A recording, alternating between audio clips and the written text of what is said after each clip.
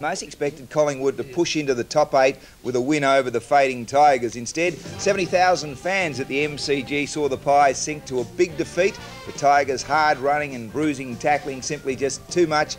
And Dermot, it must have been pretty difficult to be part of that. Sad, sad day for them. Yeah, it was, and I actually expected Richmond to, as you say, be fading a little bit, but I think that was probably the antidote they needed last week, being beaten by the Bears, and they came out with both guns blazing. And in the first quarter, I thought Collingwood weren't too far off the pace. They matched them for intensity, and Collingwood's back line was very good. They just faded under the relentless pressure. But Richmond's midfield, led by Campbell, who had a sensational game, Broderick and Knights, they gained just a few more possessions than self included, was non-existent. We couldn't really put anything on the board, and Sav, he hit the post on three occasions, and that man there, Jurica, he kicked 4 goals before an ankle injury had him off the ground, and possibly could have had 5 or 6. He had a very inaccurate boot on yesterday. And how did the greatest coach of all time handle things yesterday? Oh, well, he obviously, just to try and catch them out some way, hoping we could get 2 or 3 quick ones and find them off guard.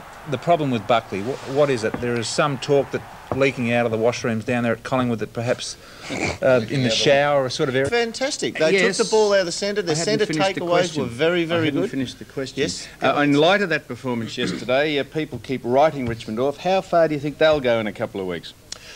Well, Richmond are a chance. I don't think Richmond are going to go all the way, but if they play 2 finals, they're a big chance to win one of them at least anyway. Now, Dermot, the other thing regarding the final 8, we saw 4th place side yesterday in Richmond. Now, is there that big a discrepancy in terms of performance? Well, yesterday on the ground, you would say the final wash-up, yes, there was. But as you know, Sam, like if we don't play with intensity, we're probably not a good enough